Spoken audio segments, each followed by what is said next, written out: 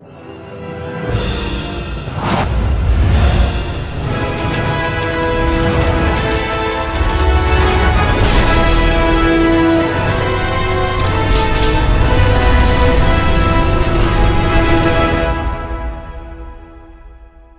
going on, everybody? Welcome back to another video, and in today's video we're going to be talking about Return of the Swamp Thing.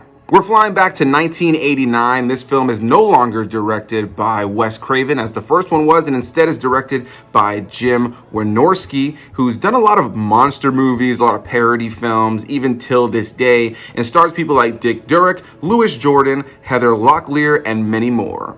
Hey guys, what's going on? Welcome back to the channel, and I want to start this off by saying a big thanks to you for stopping by and clicking on our faces here to talk about this DC movie. For anybody who's not familiar with Swamp Thing, it's a character very similar to Marvel's Man-Thing, who is a swamp-ridden superhero, misunderstood monster type of character. And we already covered the original Swamp Thing directed by Wes Craven, which was horrible, and I was happy to be joined in that video by Dave of Interpreting the Stars, and once again here today he's joining me in this video. So a big thanks to him for joining me here in this video. We'll be hearing from him in just a moment as he's going to break down the movie for us and give us his initial thoughts on the movie. But for now, I just wanted to kind of give my quick thoughts on even going into this movie. The original Swamp Thing was not a good movie, whether it was the practical effects, the makeup, the camera work, the performances, the dialogue, the script. Everything about that film in so many ways was just lackluster, and it was boring and dull as well. There really wasn't much to latch onto, and honestly, by the time the movie was over, I don't think I'll ever watch that movie ever again. Here we are now with Return of Swamp Thing that changed directors and has a bit of a different approach to it. And I can say I enjoyed this one a tad bit more, but not too much. I think that this film, for me, what I would find myself the most attached to while watching it is it's more of a comedy. Throughout the course of the film, I found myself laughing at these moments, not only because it was so bad, it's good kind of moments, which this film is littered with, but also moments where I thought to myself, it really feels like they're trying to make me laugh. So I decided to go and check it out on IMDb, and it is in fact listed as an action, adventure, sci-fi, comedy, horror, which is, I guess, a way to describe this movie. This movie is not great. It's not great, but it does have some things I enjoyed a little bit more. I thought that the practical effects around the character of Swamp Thing were a lot better. I liked his costume design here a lot better. The look and feel of his character is a lot better in this film overall. He doesn't really serve much of a purpose in his own movie, and we'll get into that in just a little bit. But yeah, outside of that, I enjoyed also that this film was kind of funny. It was so self-aware at times and so goofy that I couldn't help but laugh. I recently, or somewhat recently, within the last few months, covered a film called Captain America. Maybe you've heard of it, but not the one that you're probably thinking of, that from the MCU. Instead, the one from 1990, I believe, is when that film came out. And yeah, it was horrible. It was kind of one of the first films I wanted to cover on the channel for some of these horrible comic book movie reviews. If you guys have been watching the channel for a while, I love comic book movies, and I've talked about them here plenty on the channel. And one of the things that always bugs me is when I hear people comment about some of the newer comic book movies being the worst comic book movies ever made. Now, I'm not here to tell people what to think about movies. If there are movies that you see nowadays that are comic book movies that you think, oh yeah, that's not that great, you know, I didn't really like it all that much, can't see myself revisiting it, that's totally fair. Everybody's opinion is going to be subjective when it comes to film.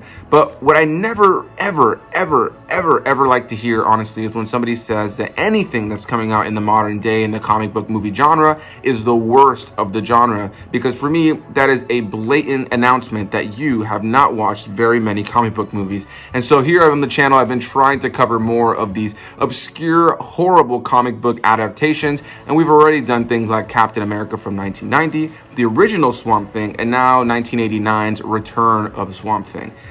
Yeah, this movie's bad. There's no getting around it, whether it be the dialogue, the script, the subplot of two little boys who see Swamp Thing protect them from some random swamp creature, and now the whole movie they just want to take a picture of him, even though it serves no purpose in the movie whatsoever. You have this mad scientist creating human-animal hybrids, trying to find the cure to death or the cure to aging. You have this woman trying to make amends with her stepfather, who is this psychopath scientist, and It's bad. It's bad, man. I'm just sitting here trying to talk about it. I'm looking at my notes and I'm like, the notes aren't helping. It's got to come from here. The review's got to come from here. And the movie is bad. Now, I have plenty more to say, but before I get into the rest of those thoughts, let's go ahead and just throw it on over to Dave from Interpreting the Stars, and we'll get back to my thoughts in a moment.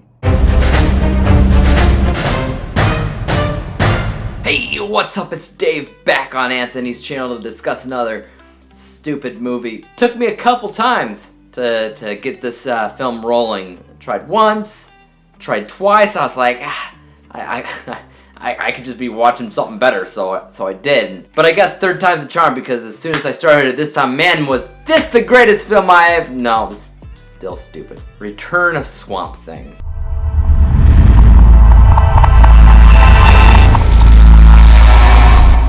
It's the return of Swamp Thing. That's right. The Swamp Thing has returned from the swamp, and he's attacking things from the swamp, and the bad guy from the first movie, he's back too, and he's still doing his thing. He's still a mad scientist doing mad scientist-y things with weird experiments, turning people into animals, and this time his dastardly plan is to figure out a way to stop aging or to de-age or something like that. And so the Swamp Thing has to, attack him for doing things like that. Anthony, why you gotta do this to me? This series sucks! Now, to be fair, I think I actually kind of like this one a little bit more than the first one, just because it seemed to not really try so hard, because the Swamp Thing, his importance in the film overall was nothing. He shows up when he's needed, and that's it. He's kind of like the penny saver version of the penny saver version of Godzilla, where some kind of other monster shows up, or some kind of other villain shows up, and out from the swamp comes Swamp Thing to beat them up and then retreat back into the swamp, and that's his entire ordeal. He has no story in this movie whatsoever. The only person that actually has a story in this film is the villain, Arcane guy, who was in the first movie doing basically the same thing. And his plan in this one's a little bit different, has something to do with aging, though that should be the least of his worries given the fact that he escaped from death the first time around, so maybe he should figure out how to keep doing that, how to stop from dying all around. Aging's not the problem, man. Aging isn't the problem. If you can figure out how to just escape from dying in general, who cares if you can age? I don't know, but I guess you could say he was the most interesting character in the film, given the fact that he was the only one actually trying to do anything. Every other character in the film is just trying to get in Heather Locklear's pants. Literally, her entire character in this film, who is the stepdaughter or something like that of Arcane, her entire role's basically nothing. She's eye candy for everybody else to bat their eyes at her, and she's just not having any of that. The only person that she has eyes for is Mr. Plant from the Swamplands. She sees this guy, and she's like, oh boy, oh yeah, I'm in heat now. And then she says, it's okay, I'm a vegetarian. What is this movie? The first movie had more of an actual plot that you would expect, but the second movie, technically speaking, I feel feels a little bit more like a generic superhero story, which I guess makes sense given the fact that Swamp Thing is supposed to be seen as a superhero. But you take away all the story, you take away the emotional attachment to everything, you take away anything about him, and you just slap on a basic shell of a superhero ideal. He shows up when he's needed, leaves when he's not. That's what you have with Swamp Thing too, and it's not interesting. I didn't think the first one was interesting, because who cares about a creature that's made in the swamp and saves people from other swamp creatures? I just stay away from the swamp in general. If I see a swamp in real life, I'm like, ew, gross, and I go the other way. It's the same thing when I watch this movie. If I see the movie poster laying around, I'm like, ew, gross, I walk away. Whatever. Let's take a look at what I scored Swamp Thing 2, Return of Swamp Thing. Actually, I didn't score it yet. Hold on a second, I gotta do that real quick. Alright, now I have a score, which is an F letter grade, obviously. Final overall score of 38%, 38 out of 100 possible stars. You can see from my unbiased and biased score that I had a higher score in the unbiased section, probably mostly from the practical effects, the makeup, the costume design, all that stuff. but that's all you can really say about it because the rest of the film is incredibly empty. My bias score is a lot lower at 28%, which in my opinion is being nice. Overall, I consider it to be a mostly nothing movie. It's not that long of a movie, but it does feel really long because I consider it to be mostly boring. There's not a lot of substance in there. And when you have a movie that doesn't have a lot of substance on a topic that I don't find interesting in the first place, it's not going to be a fun experience watching overall.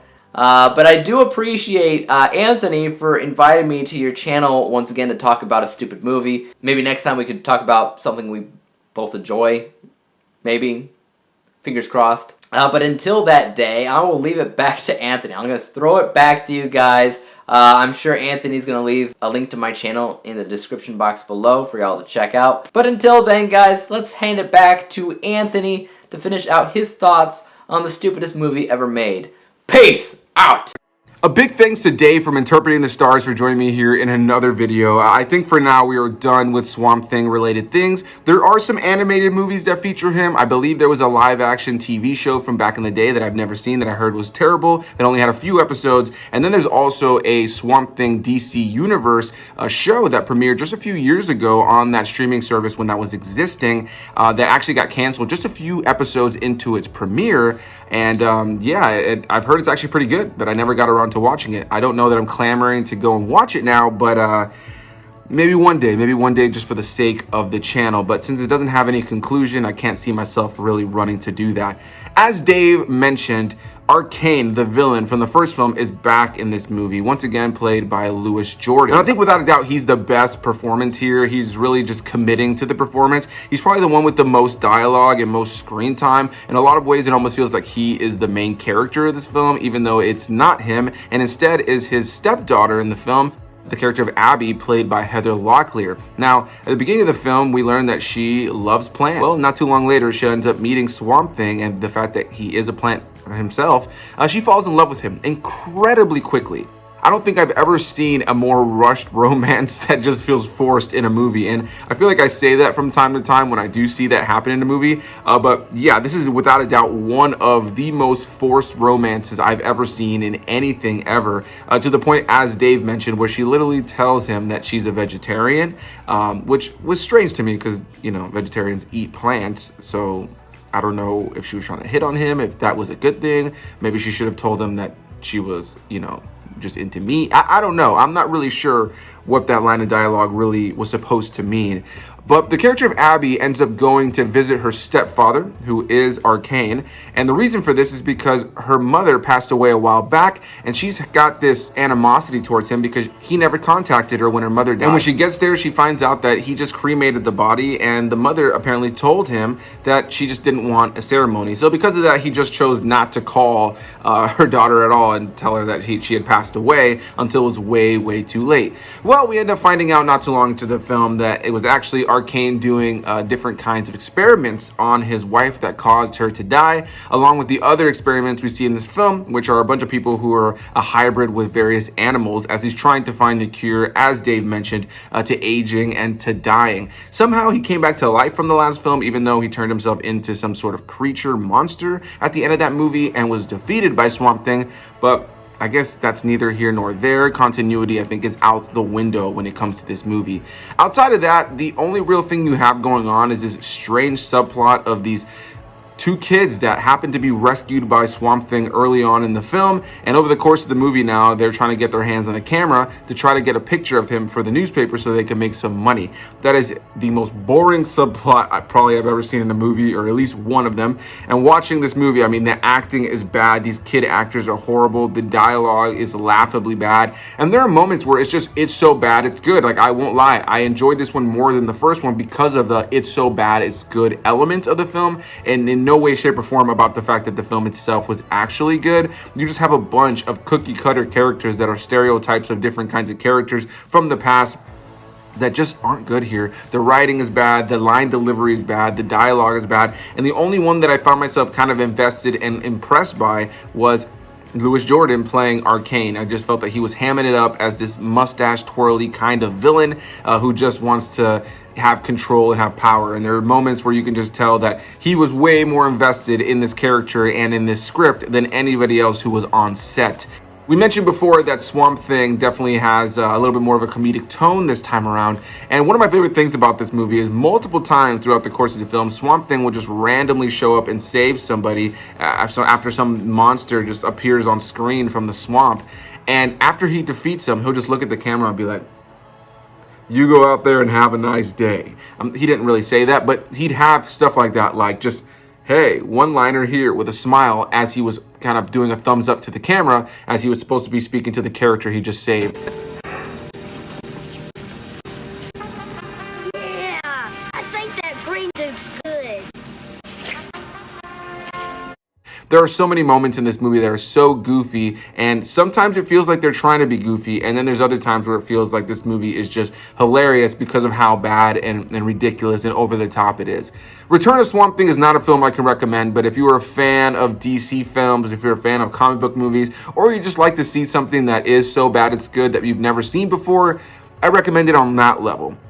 Beyond that, honestly, I think you should save your time and not watch Swamp Thing or Return of Swamp Thing. I'd like to say a big thanks once again to my guest for both of these videos, and that is Dave from Interpreting the Stars. It's always a pleasure to have you on, my friend, and I look forward to future collabs that get away from swampy waters. A big thanks to all of you guys for watching. Please leave a like down below if you guys enjoyed the video. It does really help the channel out. Hit that subscribe button and definitely go down below in the description box where you can find the link to my guest channel.